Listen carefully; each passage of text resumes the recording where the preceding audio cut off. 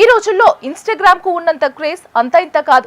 పొద్దున లేచిన మొదలు రాత్రి పడుకునే వరకు ఇన్స్టాలో రీల్స్ స్క్రోల్ చేస్తూనే ఉంటాం. అయితే ఇన్స్టాలో లాభం నష్టం రెండూ ఉన్నాయి. తాజాగా ఇన్స్టా పుణ్యమాని దారి తప్పి బిక్కుబిక్కుమంటున్న ఓ వ్యక్తి తన ఇంటికి తిరిగి చేరుకున్నాడు.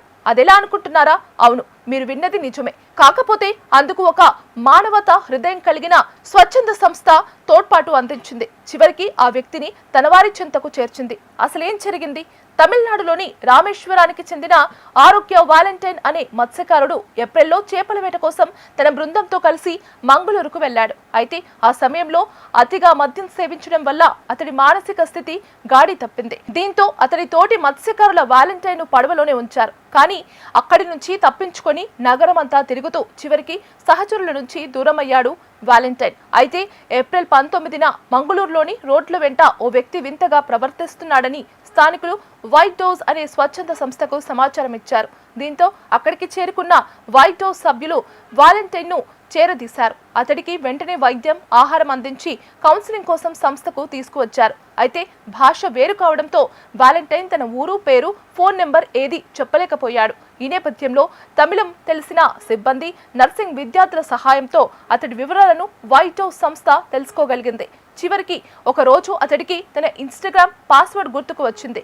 దీంతో ఆ పాస్వర్డ్ సాయంతో అతడి సోషల్ మీడియా ఖాతాలో లాగిన్ అయ్యారు సేవా సంస్థ సభ్యులు.